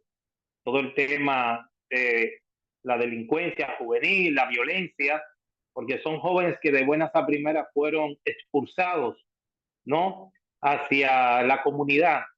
Y esto genera una exclusión, porque el joven que no se prepara académicamente es el que obtiene los trabajos luego menos remunerados. Y son los que pueden caer en las bandas criminales que los reclutan para poder obtener dinero, ¿no?, a través de un trabajo que no necesita, vamos a decirlo así, ningún tipo de tecnificación ni de capacitación. Son presas fáciles de los carteles, de las drogas, de las bandas juveniles. Entonces, la deserción escolar sí que es un problema muy serio, porque puede acarrear hasta en una ciudad altos niveles de delincuencia. Y esto nosotros quizás lo vimos reflejado luego de la pandemia, en donde en muchas ciudades aumentó los índices de criminalidad, porque muchos jóvenes simplemente no volvieron a reinsertarse. La deserción escolar tiene ese riesgo. Sí es posible que se pueda dar nueva vez la reinserción escolar, pero una vez aquel joven sale de la escuela, ya se vuelve un candidato de quedarse en la calle y de realizar otro tipo de actividades que no van afines a la escuela. Gracias, Marlon. ¿Alguien más del grupo quiere aportar algo? Bueno, si no, pasamos al siguiente grupo. Yo solo comentar algo que respecto a eso que decía Marlon. Fíjense que aquí en El Salvador pasó una cosa que cambió bastante respecto a la delincuencia. Como estaba cerrado, había cuarentena, entonces la droga la enviaban por deliveries, por pedido ya o por estas aplicaciones, y se quedó así. O sea, imagínense que quedó como es mensajería y ellos no revisan el mensaje, entonces ahora es como la pasada está viendo una investigación que ha quedado así con mucho y es como más visible, digamos, porque vos ves a la moto de las aplicaciones y no pensás que haya tráfico de drogas, pero está viendo. Entonces, así pasaron muchas cosas que cambiaron. Me parece bien interesante también lo que comentaba Fabián y también Andrés, todo esto, ver los problemas, pero también las cosas que se fueron adaptando. Aquí también pasó lo mismo, que el gobierno regaló tablets para todos los alumnos, pero los docentes no estaban formados. Entonces fue como que les dio una herramienta de detección que pues todos agradecemos que, que nos den algo, pero el docente, como ya lo decía Fabián, no estaba del todo capacitado. Y tampoco, no solo el docente, sino que la estructura ministerial. Porque una vez se piensa en el docente, pero ¿quién forma eh, para tener, o sea, para educar al que educa a distancia, tiene que haber plataformas, tiene que haber, los ministerios no estaban con internet, no estaban adaptados, fue un gran retroceso. Les agradezco al grupo 1, bien interesante todo, mucho aprendizaje de diferentes países. Y ahora vamos al grupo 2, no sé quién es él o la vocera o son varios. Yo. Dale, Carla. Bueno, a nosotros nos tocó, bueno, acerca de las causas y consecuencias del desempleo en mujeres del 2020 en la pandemia. Y pues bueno, de manera general, porque pues éramos de varios países, aunque pues bueno, yo estoy en México, en Guanajuato, pero bueno, aquí nosotros hablábamos acerca de algunas como de las causas en cuanto al desempleo, pues justamente por el desempleo que se dio, de que cerraron empresas, pues las mujeres tuvieron que buscar otras alternativas para pues sacar adelante en este caso a la familia, y buscaban empleos pues no formales porque tenían que atender pues también lo que mencionaban, ¿no? Pues estaban en casa, la escuela a distancia, pues la dinámica cambió de manera repentina y sin previo aviso. Por lo tanto, pues bueno, también estaban a cargo del cuidado de sus hijos. Y pues bueno, esto también les dio la situación del empleo no formal, que esto aumentó bastante, ¿no? En algunos países también, bueno, compartíamos acerca de que aumentó el número de madres solteras, en cuanto al cuidado y parentalidad pues de los hijos. Y yo les hablaba, por ejemplo, de aquí en México de un 39 a un 75%, lo cual, pues bueno, sí es de gran impacto. Y por lo tanto, bueno, valdrán también otras de las causas y coincidíamos con algunos otros países, pues era respecto a los empleos informales, la reclutación tanto voluntaria e involuntaria, pues que buscaban también pues el tener pues ingresos, y lo cual pues caía pues en situaciones también esta parte del reclutamiento, pues del narcotráfico, de la corrupción, de la violencia, del trabajo sexual. Hablaba, por ejemplo, los compañeros de Honduras, de Nicaragua, en cuanto al trabajo sexual, la migración, ¿no? Que también fue una de las cosas, pues el migrar de un país a otro por la necesidad económica, de trabajo, y con familias, pues también eran víctimas, ¿verdad? En esta parte del trabajo sexual, pues que era como el remunerado. Y también hablábamos acerca, pues, de la situación política, ¿no? De algunos países que luego limita mucho el poder, pues que a lo mejor no hay más bien esas políticas públicas o la situación política en algunos países, justo que les decía esto, que no puedan como intervenir o limitantes al poder intervenir, en este caso, pues la iglesia, en el acompañamiento, bueno, pero bueno, esa es una de las causas, más de las consecuencias, y que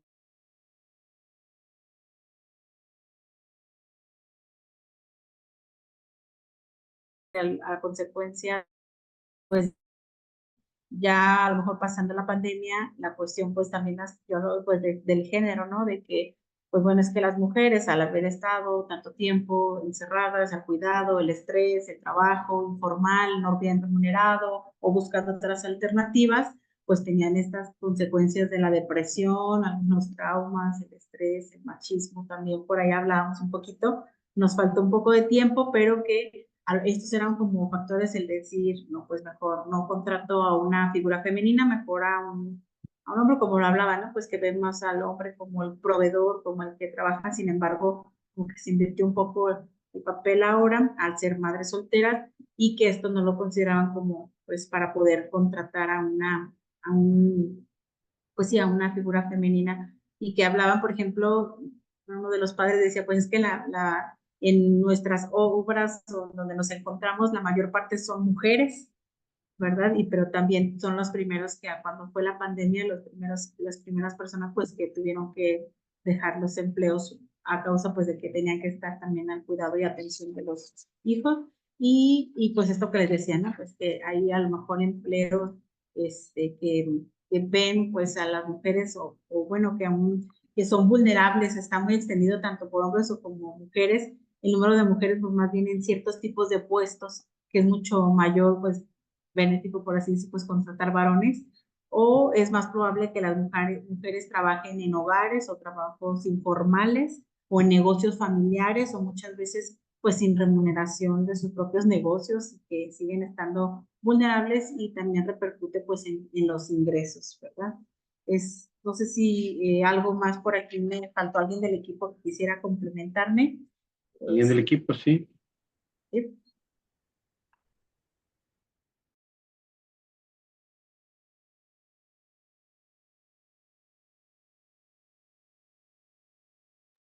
Bueno, no sé si hay alguien más aquí. Deme un segundito que está lloviendo un montón, tengo que cerrar la ventana, permítanme. Sí. Bueno, yo les comparto algo que por aquí también anoté y que compartía una de las compañeras, era acerca de, pues también esta parte de los del trabajo, que pues bueno, buscaron otras opciones como el trabajo sexual, la migración, y a esto el feminicidio, que veíamos que había aumentado en diferentes de los países, y que pues era como esos trabajos arriesgados, y iba muy de la mano con lo del reclutamiento forzado o voluntario, pero que se exponían a este tipo de situaciones. Perdón, era lo que quería complementar. ¿Alguien más del equipo, perdón? Y Gabriel con ganas de decir algo, pero no sé si... Bueno, no sé si alguien más quiere decir algo. Gabriel. No, no, no. Yo les compartía, para mí ha sido un poco, digo, novedoso, ¿va? En el sentido del tema ver este aumento de desempleo, la población femenina. Tal vez en el ambiente donde estaba yo no me había percatado tanto de eso. Lo compartí al grupo que en ese momento, la época de la pandemia, estaba trabajando en Costa Rica. Y bueno, a partir de ahí sí se percibía en Costa Rica, le decía desde la experiencia que en Costa Rica hay mucha migración de parte de personas de Nicaragua, le decía yo al grupo.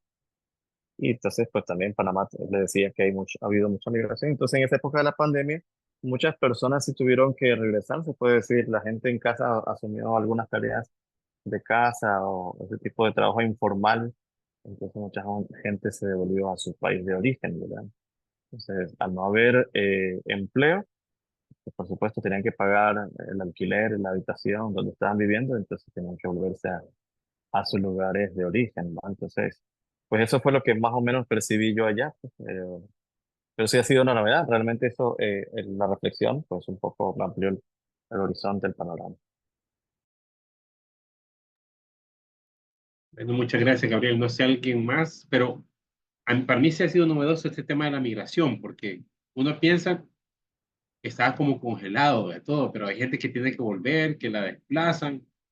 Los momentos de pandemia, cuando hay estas enfermedades, el otro es como rechazado, o sea, como el distinto, y eso es bien duro porque eh, es como el extraño. Entonces viene este fenómeno del extranjero, que es el que va a traer la enfermedad, el que va a traer la delincuencia. Entonces sí que interesante eso que planteaban. No sé si alguien más, y no también esa cifra que nos compartías de la cantidad de mujeres que perdieron el empleo, bien grande. Y sobre todo, como los empleos son informales, entonces no hay contratos, no había capacidad de buscar a los ministerios de trabajo, se cayó todo. Nadie te iba a dar una cita para el desempleo. Entonces, la mujer, como teníamos, siempre se piensa, el hombre está trabajando, ella es un trabajo como extra, entonces se le despidió eso. Hay datos de CEPAL y de PNUD que la cantidad de mujeres que quedaron desempleadas en América Latina es brutal. Muchas gracias por compartir. Ahora en el grupo 3 no sé quién nos va a apoyar con la vocería o si van a haber varios. Magdalene, Soy yo por aquí, del dale. grupo 3, desde República Dominicana. Pero bueno, el grupo estaba compuesto por muchos de diferentes países. Y nos tocó el tema, las causas y consecuencias de la falta de concentración de los adolescentes en esta edad de 12, 14 años. Y compartíamos todos, pues, sobre nuestras experiencias con los trabajos en los adolescentes. Y algunos también mencionaban un poco, pues, trabajo ya un poquito más con algunos jóvenes, pero que también tienen trabajo con adolescentes. Y las consecuencias que mencionábamos era y la violencia en la casa. Son una de las consecuencias que distraen a los chicos. El uso de los aparatos tecnológicos, que más con estos temas que hemos venido viendo en los grupos anteriores, el gobierno regaló tablets, aquí en Dominicana también todo el mundo tenía una tablet, un regalo de mal uso, que luego no sabíamos qué hacer con ello y cómo íbamos a controlar a los niños. Y eso trajo también pues mucha desconcentración, no solamente para los adultos, sino también para los niños por el daño. Estaba también algo que mencionamos mucho, es que el niño tiene que ocuparse de ser el adulto. En los niños que nosotros manejamos, generalmente el niño es el adulto. El niño es el que se preocupa, que está en el centro, está en el oratorio, en el caso nuestro, por ejemplo, está en el hogar o está en la obra, pero está pendiente si papá está malo, si mi hermanito comió, asumiendo los roles de los papás, porque los papás muchas veces no se hacen cargo y ellos entonces están pendientes a eso. Por ejemplo, comentaba un compañero que los niños, ellos le facilitan el alimento, pero muchos niños llevan pues el envase, la cantinita, para que le echen pues la parte para llevarle a lo de la casa. Comentaba también, por ejemplo, yo que estoy en un hogar de niños, como las niñas que están aquí de lunes a viernes, muchas veces la concentración es que están llorando porque mi papá está enfermo, porque él está solito, porque no tiene quien lo cuide, porque mi hermanita no está, porque no sé si él comió. Y así también como los papás, sin filtro alguno, comentan situaciones delante de los niños y los niños le va afectando toda esa situación. Y los papás quizá creen que no.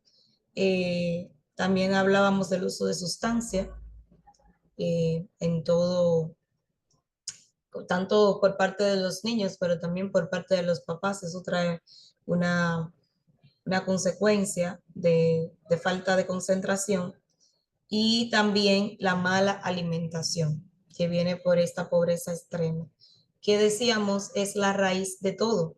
O sea, por la pobreza extrema viene todo este problema de alimentación y vienen luego todos los otros problemas y los otros achaques. La salud mental, que bastante que empeoró con toda esta situación de la pandemia, que nos dejó a todos así un poco como medio desenfocados, y los adolescentes manejan mucha ansiedad, depresión y todo esto también fruto de todo lo que en la casa, con los padres, con la violencia, con la pobreza extrema, el hambre, pues traen toda esta situación. No sé si alguno de los compañeros pues quieren abundar algo que se me haya quedado.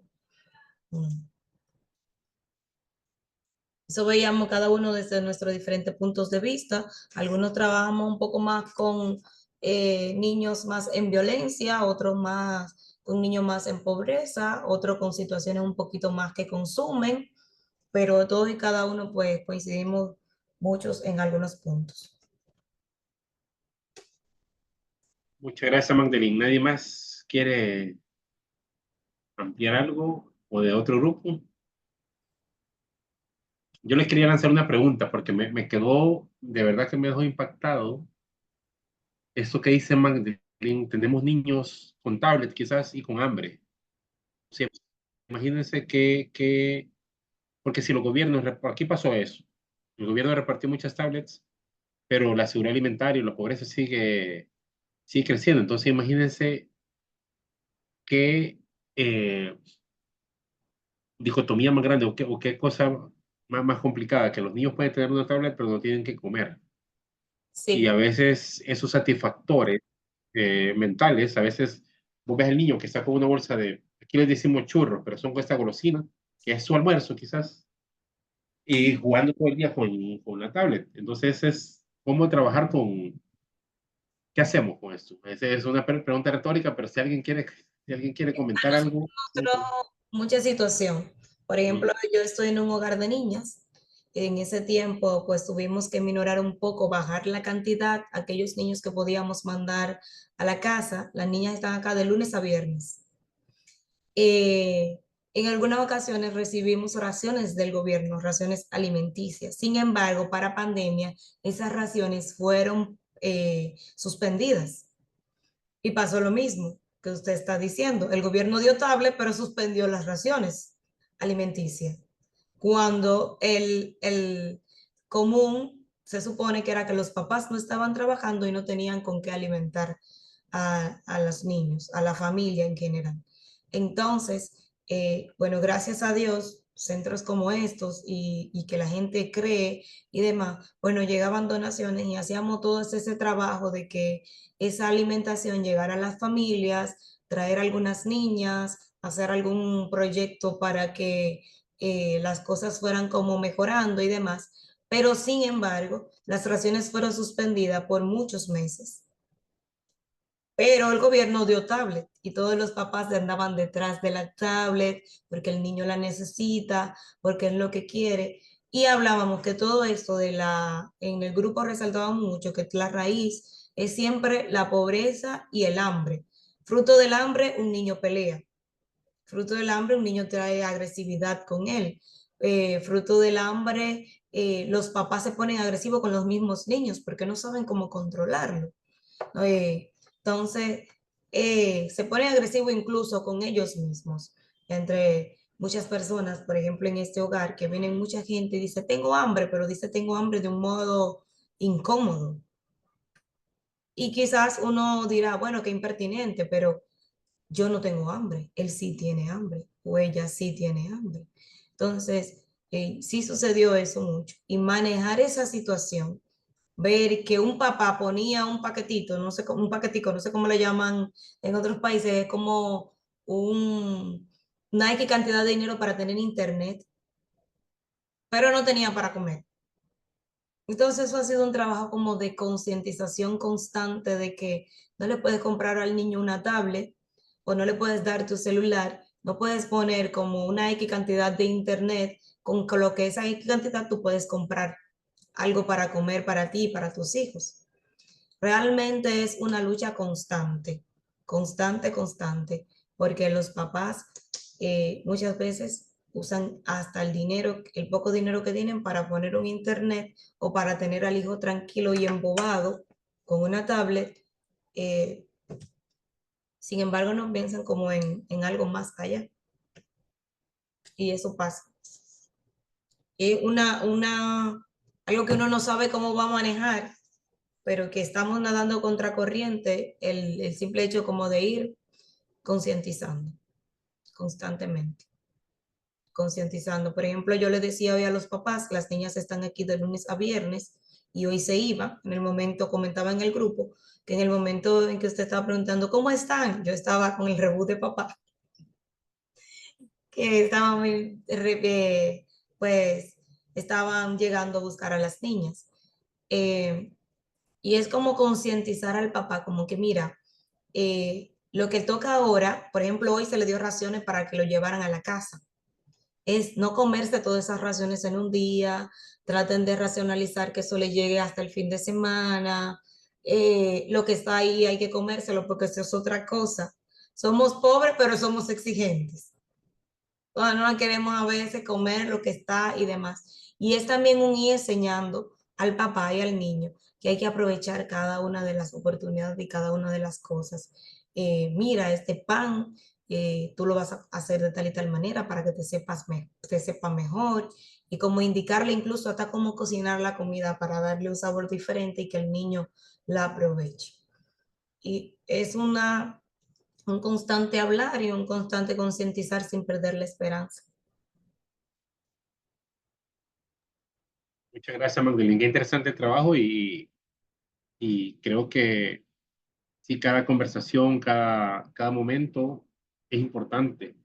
Y qué reto más grande ver cómo, sí, porque todos pasamos desconectados. O sea, creo que se nos agarra la costumbre que estamos viendo televisión y a veces con el teléfono viendo un dato de la televisión, o sea, como que estamos hiperconectados. Y eso como que le pasa tirando al cerebro datos, estímulos, y uno no sabe cómo manejarlos a veces. Eh, no sé si alguien más quiere opinar, si de su trabajo, de su expertiza va acerca de eso. No, está bien. Bueno, súper interesante todo. Ahora les voy a explicar en qué consiste la tarea. Última, se entrega en 4 viernes. Es precisamente esto, que intentemos buscar soluciones y que intentemos ver cómo las ideas que tenemos, lo que compartimos, lo podemos plasmar en un documento y estructurarlo. Entonces ahora voy a compartirles pantalla y les voy a explicar en qué consiste. Déjenme un segundito. Y aquí se está cayendo el cielo, les digo, está lloviendo. Terrible esto. Eh,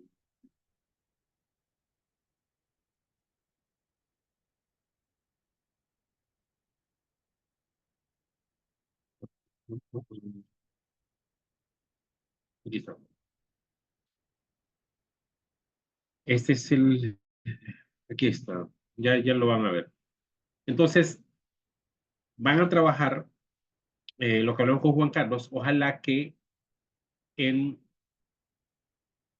los mismos grupos, casas o inspectorías que ya trabajaron. Creo que algunos lo hicieron solo, lo hicieron igual, el ensayo que hicieron con Juan Carlos, Lo ideal sería que si lo pudieran trabajar en conjunto con sus grupos, o si prefieren, háganlo solo por el tema de tiempo. Yo sé que ahora es difícil reunirse o hacer tiempo. Vamos a trabajar una propuesta como máximo 5 páginas, máximo. Uno en 1 o 2 páginas podría proponer algo, si está bien conciso, lo podría proyectar.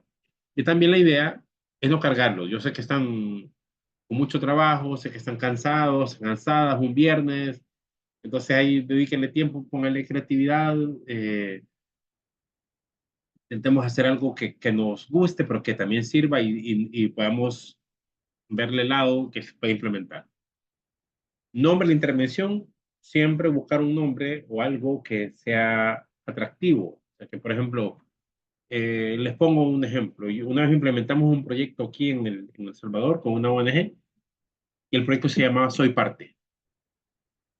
Y era un proyecto de inclusión con jóvenes, pero el Soy Parte, pasaron los años y se sigue la gente diciendo Soy Parte, porque es como un eslogan bien cortito y, y fue muy, muy pegajoso. No les digo que tienen que ser como diseñadores gráficos o comunicadores, hacer un gran logo y todo eso, pero ponen un nombre que a ustedes les guste y que crean que pueda servir. En una página máximo van a caracterizar su público meta, es decir, los jóvenes o las jóvenes con los que van a trabajar, en que poner qué tipo de jóvenes son, cómo son, que nos describan, que el lector pueda entender en 1 o 2 párrafos de quién estamos hablando, el lugar o localidad, dónde se va a hacer, si va a ser en una aldea, en una comuna, en un cantón más pequeño, la cantidad de jóvenes a beneficiar, cuántos están pensando ustedes que se podrían beneficiar o participar de ese proyecto y qué problema vamos a atender. El ejercicio de ahora era un poco para que ustedes vean, si uno dice, miren, hay un montón de causas, por ejemplo, del desempleo juvenil, pero ¿qué es lo que quiero atender de esas causas? O sea, no puedo atenderlas todas. O como el caso de lo que planteaba Magdalene, hay mucha desconcentración, pero a lo mejor, y yo atiendo el problema del hambre, a lo mejor me centro en que los niños estén bien alimentados y no les quito la tablet ni nada de eso, sino que tengo que atender algo bien específico. Eso en una página. Este archivo está colgado ya en la plataforma, que el número se me ocurrió, pero es 2, 3, 4.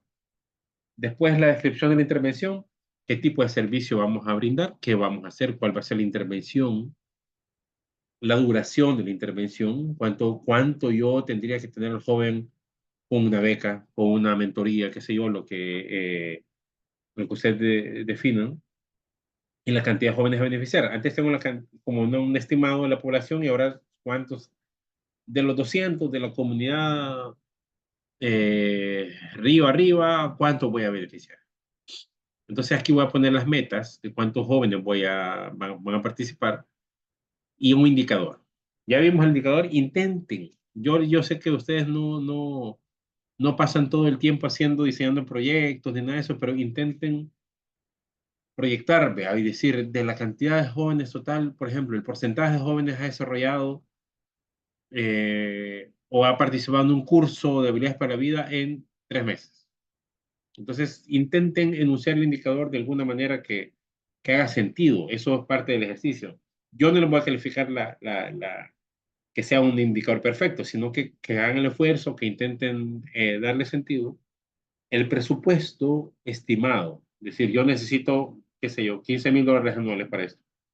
En la moneda que quieran, en la moneda de ustedes, tantos pesos mexicanos, tantos pesos chilenos, lo que ustedes estimen, calculenlo, porque yo pienso en dólares porque estamos dolarizados, pero cada país piensa en su moneda, pongan la moneda en lempiras, en la moneda que sea. Y el tercer punto, el cuarto, porque este es el cuarto, mecanismos de participación implementar. Nosotros siempre, en lo que hacemos, tendríamos que buscar mecanismos de participación, ya sea en el diseño, ya sea en la ejecución, podríamos poner estos socios con los que trabajamos en el territorio. Ustedes ya trabajan con socios, que son otras escuelas, iglesias, casas, ONGs, alcaldías. Entonces, pongan quiénes serían los socios, los que pueden trabajar, y quién ejecuta el proyecto. Al final, a quién le toca, quién lo tendría que hacer, la iglesia, la casa, quién tendría que ejecutar esto. Eso en una página también. Entonces, al final, sumamos 5 páginas, que es el máximo de lo que tienen que hacer. Súper sencillo. Yo después les voy a dejar mi número de WhatsApp para que me escriban, me pregunten, me manden un audio. Juan, mira, yo no entendí esto, explícame un poco más. Yo les puedo explicar, no hay ningún problema. Y en la primera clase había unos factores que hoy surgieron otros, pero que podemos atender. Falta de proyectos de vida, por ejemplo, puedo hacer un tema de construcción de proyectos de vida. Son temas que se utilizan mucho desde sociología, incluso una metodología con árboles, de cuáles son mis raíces, cuáles son los frutos que yo podría dar. Falta de acompañamiento, conducción, mentorías, algo de lo que ustedes ya hacen, ese acompañamiento, pero quizá lo estructura un poco más. Ahora, qué sé yo, me siento a conversar con las chicas y los chicos en un ratito, pero a lo mejor debería de hacerlo cada 2 semanas, cada 3 semanas, tener algo, escríbanlo, porque lo queremos que estructuren lo que ustedes ya hacen o lo que quieren hacer. Bajo nivel académico, quizás poner una cosa de metas, falta de empleo, cosas que a ustedes se les ocurran. Este documento está ahí en línea, en el Word, que está más ordenado, y lo pueden consultar y lo bajan. Y cada grupo va a seleccionar un vocero, una vocera o un vocero que presentará todo en un máximo de 5 minutos. Van a ser varios, entonces vamos a intentar hacerlo de menos tiempo, y el trabajo deberá mostrar coherencia con todo lo desarrollado durante la clase y en la materia antes cursada, en lo que dio Juan Carlos, en esa parte que dio factor de prevención de violencia. Entonces, intentar meter como esas cosas, ¿verdad? Ustedes tienen que hacer el vínculo de lo que hemos visto y deberán mostrar trabajo colaborativo si lo hacen en grupo. Es eso. No sé si hay preguntas respecto a la tarea. ¿Y cuál sería la fecha límite para subir el trabajo a la No se escucha bien, pero entiendo que es la fecha límite. plataforma? Marlon se cortó, pero la fecha límite es en A 4 ver, ¿te semanas. O sea, escucha ahí? ahora sí, ahora sí. Sí, sí, sí, Sí, la fecha sí. límite es el 20 de septiembre. Perfecto. Sí, 20 de septiembre. Tienen 4 semanas para hacer esto. Dedíquenle un ratito. No se trata que se maten haciendo una gran tesis doctoral, sino que ustedes escriban, le estén dando forma, vayan y vuelvan. Así háganlo. Y les voy a dejar mi teléfono ahí para que me whatsappen, me llamen, cualquier consulta, ahí está. No sé si hay otra pregunta. Cuando veo la foto de Carla Ivonne, creo que está haciendo porque está con la mano así, entonces creo que está haciendo una pregunta. Bueno, si no hay pregunta, vamos a seguir con el material que traíamos para hoy. Perdón, tengo una consulta respecto Sí, al Carla. trabajo. Sí, Karina. Bien, si bien nos han dado los límites de página por cada uno de los puntos, si yo hago alguna propuesta, ¿puedo teorizar? ¿Puedo usar algún fundamento teórico o simplemente es una reflexión y un aporte personal? Sí, se puede. Mire, yo les pongo máximo porque sé que o sea, se pueden poner más, pero para mí con eso está bien, y si es menos, mejor. El máximo es para que no se vayan a exceder mucho en la redacción, pero si vos querés poner un par de reflexiones teóricas a partir, qué sé yo, voy a ver con estos ojos mi intervención, está súper bien. No hemos visto mucha teoría, pero sí en principio sí sería, si pueden teorizar, está bien. No. De acuerdo, querido. Ya, gracias. De nada. ¿Alguien más?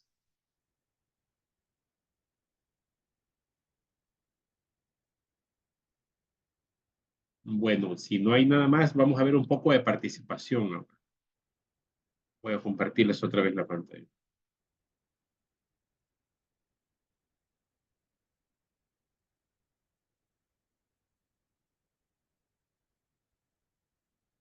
Vamos a ver. ¿Se acuerdan de este gráfico, el de siempre? Este gráfico, no lo olviden, este gráfico les puede servir para cualquier proyecto. Uno, siempre que va a hacer una intervención, tiene que preguntarse e intentar responder, ¿estoy atendiendo el problema que tiene o que he definido para esta población? ¿Es el problema real o es uno de los problemas que tiene? Porque a veces uno viene con una idea preconcebida. Y cuando uno viene con una idea preconcebida, quiere hacer a la fuerza lo que ya traigo en mente. Entonces, a veces uno tiene que consultar. Claro, eso depende también de algunos factores, ya los vamos a ver. Y tiene que tener mecanismos de participación ciudadana. Pero como vimos en la clase anterior, la participación ciudadana o la abrir a opiniones tiene que ser medido y no, porque a veces la gente puede querer algo que yo no lo puedo dar, o la gente puede querer algo que a lo mejor no es conveniente, porque yo para eso tengo diagnósticos, tengo una línea de base, tengo mis intervenciones previas, mis investigaciones previas, perdón. Entonces no tendría que generar algo que no pueda hacer y algo que no sea conveniente para la población. Y así hay un montón de casos, de cosas que se han hecho y algunas son leyendas urbanas, otras no, pero que se intervienen muchas poblaciones y se les afecta en vez de ayudarles. Entonces hay que tener ese cuidado de hacer intervenciones que Naciones Unidas lo dice como no hacer daño a nadie. Ni intentar no provocar daños con nuestra intervención, creo que debería ser una de las máximas y principios que deberíamos. Perdón, en políticas públicas, digamos que está bien claro o estamos bien acostumbrados a los mecanismos formales e informales para dialogar con la empresa privada, con ONGs, con partidos, con transnacionales, con algunas iglesias, porque no todas, y con empresarios. Acción sin daño. Gracias, Andrés. Eso, acción sin daño.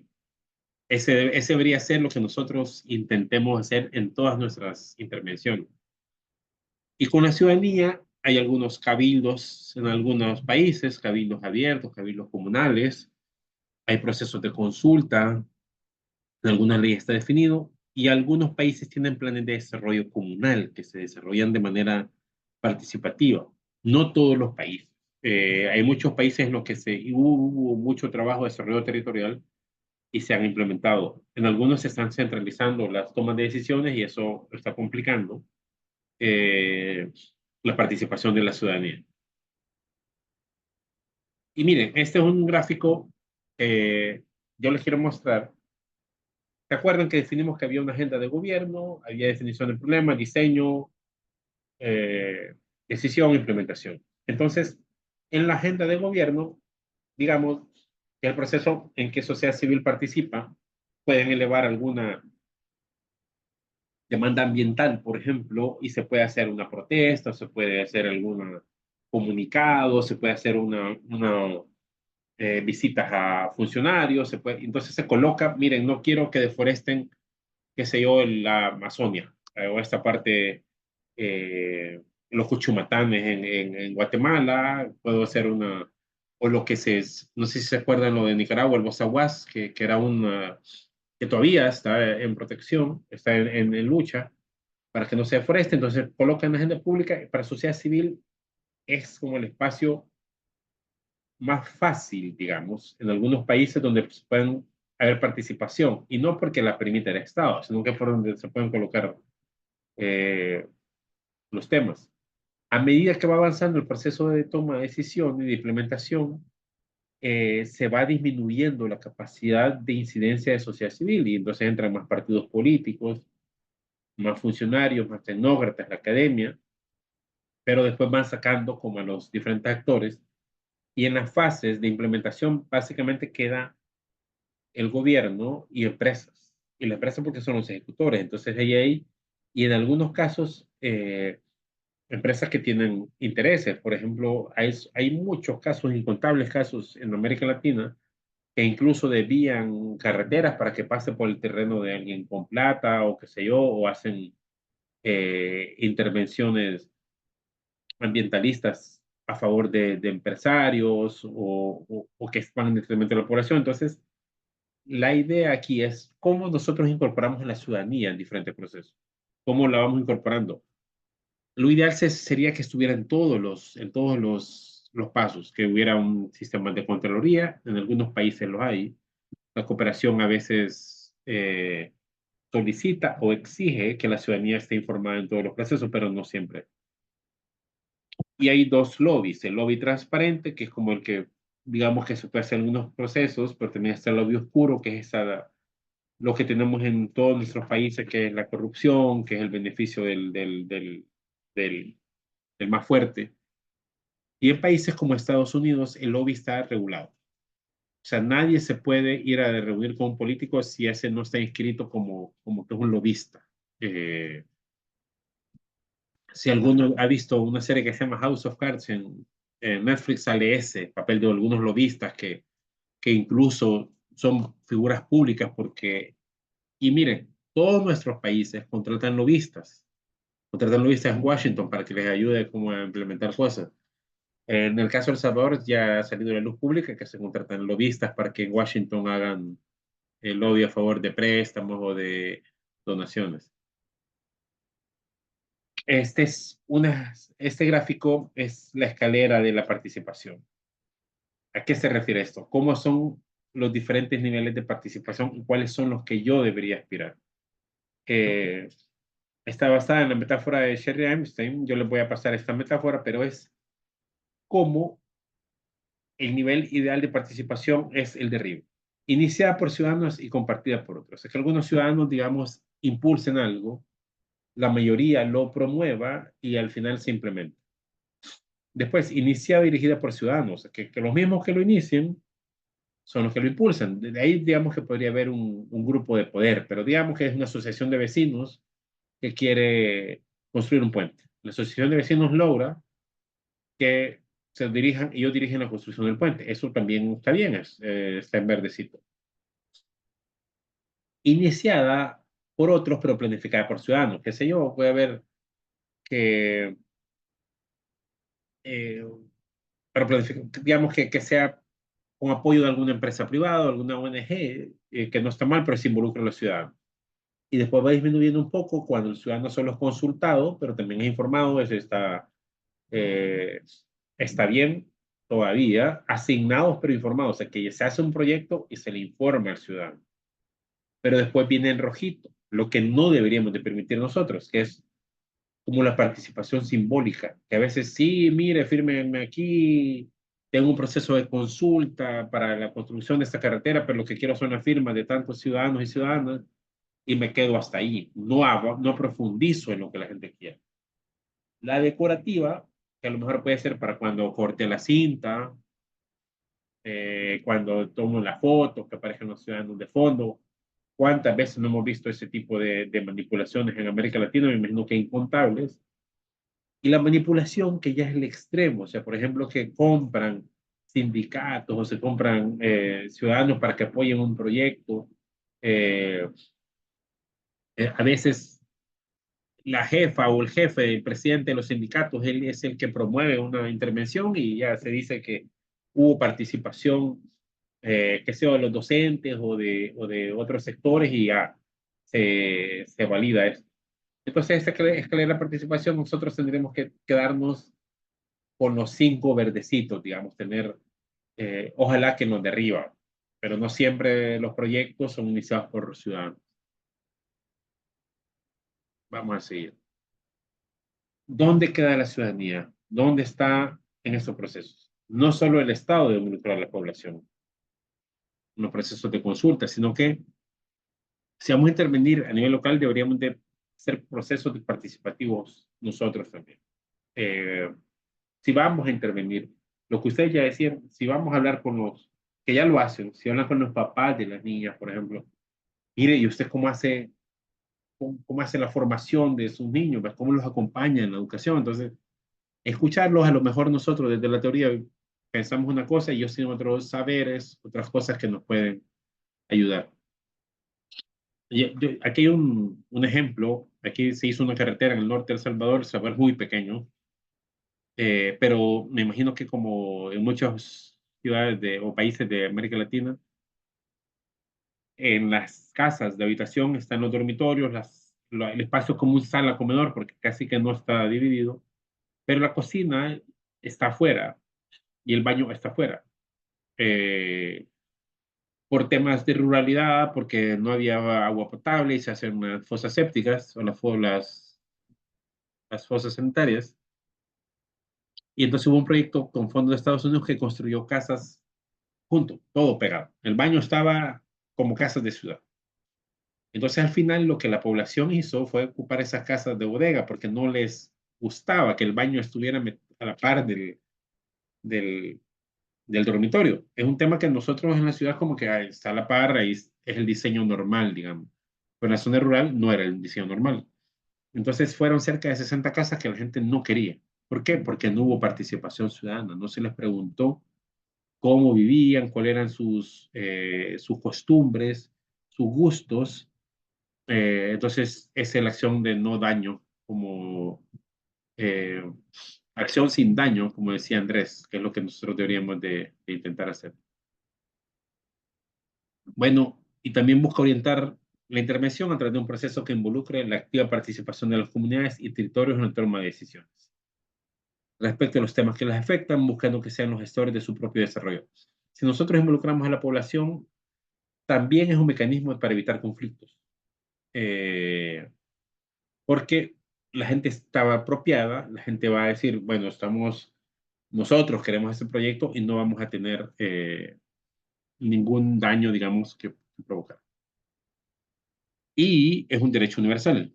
El derecho a la participación ha sido reconocido desde la Declaración Universal de los Derechos Humanos de 1948, en cuyo artículo 21 se expresa que toda persona tiene derecho a participar en el gobierno de su país directamente o por medio de representantes directamente elegidos. Toda persona tiene el derecho de acceso en condición de igualdad a las funciones públicas del país. Y hay un nuevo paradigma social que busca la democracia plena, que se basa en los derechos de información, participación, asociación, expresión sobre lo público, en el derecho de las personas a participar colectiva e individualmente en la gestión pública. Si ustedes se fijan, avanzó mucho esto de la transparencia y rendición de cuentas. Eso fue un impulso que se hicieron a través de los años. ¿Y por qué? Es porque necesitamos estar informados e informadas de todo en cómo se gasta nuestro dinero. Y mire, con las redes sociales, con todo eso, no solo es lo público, es también todo lo que nosotros hacemos, porque ya ha habido muchos casos de señalamiento de mal manejo de recursos en el ámbito privado o en el ámbito de la sociedad civil. Entonces deberíamos de tener o crear los mecanismos de rendición de cuentas. Se deben crear las condiciones que permitan que los sectores más vulnerables accedan a la participación ciudadana para la defensa y exigencia de sus derechos. Ese es otro punto. Yo tengo que tomar diferentes decisiones e incluso presupuestar, no sé si eso lo tengo después, creo que sí, mucho después, e incluso presupuestar para que participen todos y todas. Si yo hago procesos de participación y es en un horario, por ejemplo, que las mujeres no pueden participar, estoy excluyendo a las mujeres. O si, por ejemplo, en el ideal debería tener garantizado el cuidado o alguna de los espacios de cuidado para que las mujeres participen. Qué sé yo, alguien que cuide a los niños o actividades para niños. Si yo quiero hacer un cabildo abierto, tener una mesita con juegos para que las mujeres puedan participar. A veces también garantizar transporte para personas con discapacidad, hacerlo en lugares o personas con movilidad reducida, hacerlos en lugares que puedan llegar, que sea una persona adulta mayor que no sea un lugar con muchas gradas, en horarios accesibles, y para eso tengo que definir recursos. Entonces la participación ciudadana también implica que yo genere condiciones para que la gente pueda llegar. ¿Quiénes promueven la participación ciudadana en la gestión pública? Se considera que una gestión pública es buena si cumple satisfactoriamente con integridad, eficiencia, eficacia, efectividad, igualdad y equidad, las acciones necesarias para el desarrollo social y mejor calidad de vida de personas. Aquí me adelanté un poco, pero eso de la equidad e igualdad también tenemos que incorporarlo. No puede cumplir esos parámetros si se realiza trabajo de espaldas a la población. O sea, yo no puedo estar tomando decisiones en caso de servidor público alejado de la ciudadanía. Por eso la sociedad está exigiendo su derecho a participar activamente en la gestión de lo público. Eso viene cada vez más. Hay tendencias a retroceder un poco en esto, pero esperemos que no se den en toda la región, pero sí como que la participación no es tan cómoda para algunos sectores. Yo creo que en nuestros ámbitos deberíamos de promover la participación, sobre todo si trabajamos con familias, con jóvenes, que tienen que ver un abordaje más integral. Me voy a ir quedando aquí para que cerremos en tiempo. Esta presentación la voy a colgar para que ustedes la vean. Antes de pasar la palabra a Paola, quiero agradecerles el espacio. Me parece súper interesante. De hecho, me metí en algunas de las discusiones en algunos momentos y me parece que es importante esto, que compartan, que veamos que tenemos más en común, a pesar que somos de diferentes lugares. Y creo que tenemos que seguir compartiendo. Diego, ¿tenés algo que decir? Dale antes de... Dale. Bueno, qué pena, así cortico, profe y compañeros. Nosotros desde acá de Medellín, en la Inspectoría de Medellín, contamos desde el año 2020, estamos configurando una comisión inspectorial de derechos humanos. Y atendemos, pues tenemos unos acercamientos de diagnóstico a todas las obras, todos los tipos de sectores. Y me ha resonado mucho lo último que has nombrado, sobre todo el tema de la participación, porque hemos identificado, cuando hablamos de la participación, también hay que hablar o esa participación genuina o real que esperamos con esta escalera que tú nombras de Hart. También se devela un poco el tema del adultocentrismo, nuestras posturas adultocéntricas que a veces, yo de pronto lo he nombrado en algunos espacios, pero a veces lo hacemos inocentemente, otras veces lamentablemente con toda la conciencia y de pronto desconociendo a la participación desde las juventudes y dejándolos en esos niveles tan bajos que tenías ahí en la escalera. Por esa situación, este año empezamos a tener como una herramienta para fortalecer desde las políticas públicas del país. Acá tenemos muchas políticas públicas, pero hay dos muy potentes, una de infancia y adolescencia y la otra de la política pública de juventudes, que fortalece, que nos exige a todos los que trabajamos con juventudes en diferentes escenarios el desarrollo o la configuración de subjetividades políticas. O sea, todo lo que tiene que ver con sujetos políticos, con procesos de subjetivación, con espacios o de socialización política, que es lo que pues, en términos nuestros es el tema asociativo, el tema del MJS y demás. Entonces tenemos una herramienta que está muy chévere, muy parecida a lo que tú nombras aquí. No sé si de pronto la quieran ver o te la pasamos a ti y hasta nos ayudan de pronto a responderla porque la tenemos pensada para la inspectoría, para compartirla a la otra inspectoría de Colombia, pues que es Colombia-Bogotá, y la hicimos con la apertura por si de pronto la ampliamos a otra inspectoría. Eso ya está lista como para que alguien pueda decir, yo soy de CAM, yo soy de Argentina Norte y poderlo desarrollar. Y qué rico poder tener una mirada desde las juventudes. Y queríamos ver si de pronto podíamos alinear esto que ya estamos avanzando a la propuesta que tenemos como tarea para este 20 de septiembre. ¿Es posible? Es completamente posible. Y Diego, si querés unos minutos la siguiente clase para compartir, está abierto. Perfecto, entonces se las cuento y de pronto si voluntariamente nos quieren ayudar a responder o también a revisar la herramienta, si les parece que es muy densa, muy compleja, pues también les agradecemos. De acuerdo, gracias. Muchas gracias, profe y compañeros, que ponen el espacio ahí. No, gracias. Paola.